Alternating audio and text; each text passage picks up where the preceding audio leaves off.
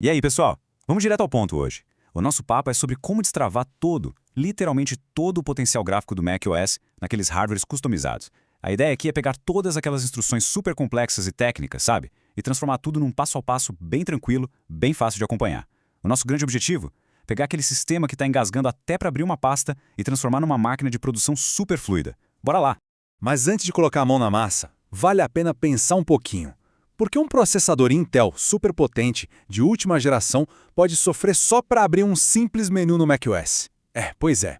Essa é uma frustração gigante no mundo dos setups customizados. A pessoa monta uma máquina incrível e, do nada, o sistema luta para renderizar uma simples barra de rolagem. Acontece que isso é culpa daquele temido problema dos 7 megabytes de VRAM. Sem os ajustes certos, o sistema entra no modo de segurança gráfico mega básico e os drivers simplesmente não ativam. Aí o que rola? O sistema tenta desenhar toda a interface usando só a força bruta do processador central.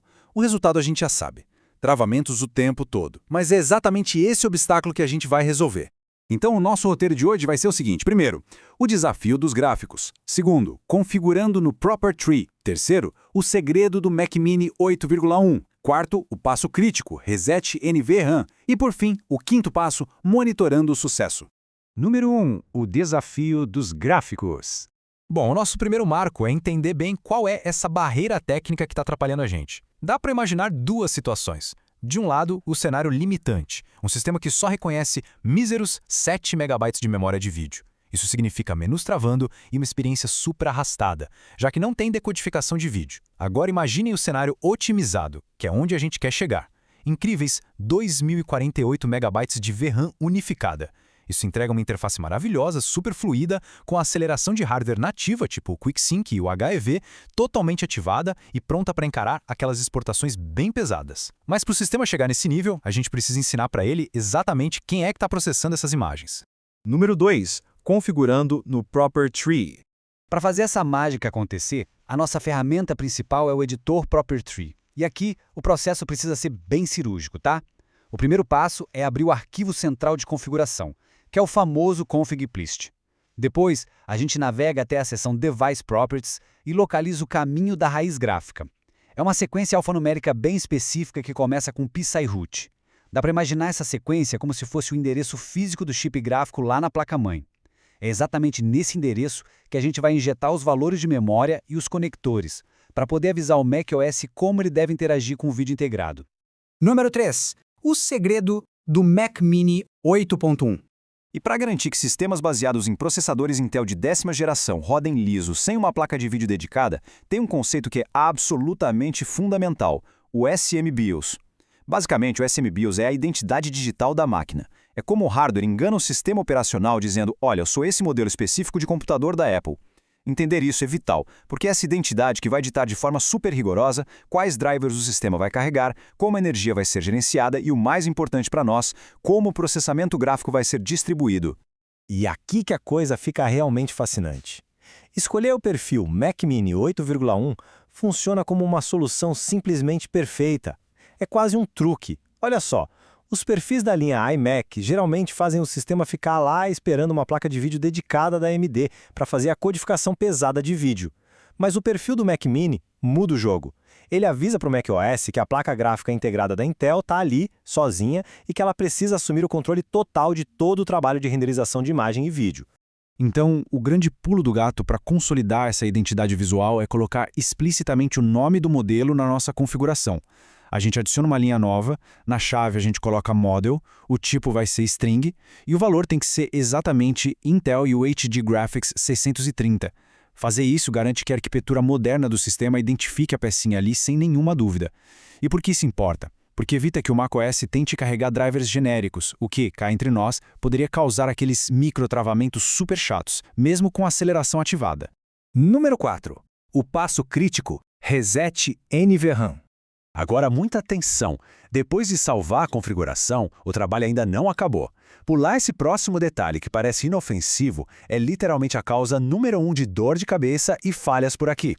A NVRAM é uma memoriazinha que guarda variáveis de inicialização que não se apagam quando a gente reinicia a máquina. Ou seja, se a gente não for lá e limpar, redefinir essa memória, o computador vai continuar além dos parâmetros antigos. Ele vai simplesmente ignorar todo aquele trabalho lindo que a gente acabou de fazer no arquivo de configuração.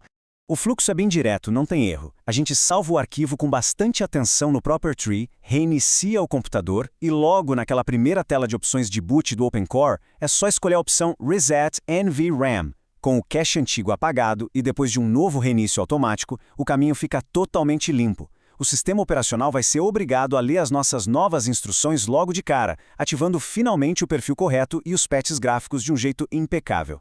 Número 5. Monitorando o sucesso. E aí a gente chega na melhor parte, a fase de validação.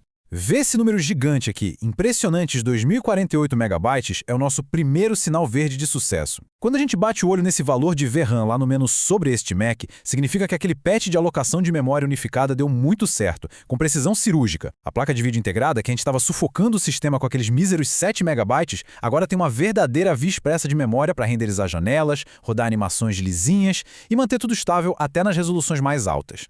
Para a gente tirar a prova real e ter certeza absoluta de que a decodificação de vídeo pesado também está funcionando como deve, tem um truque muito bom. É só abrir aquele aplicativo nativo, o monitor de atividade. Lá em cima, a gente clica no menu Janela, depois seleciona Histórico da GPU e, para testar de verdade, dá o play num vídeo bem robusto em 4K. Aí é só ficar de olho no gráfico. Se as barrinhas da Intel UABD começarem a subir e descer de forma dinâmica, ganhando vida mesmo, bingo!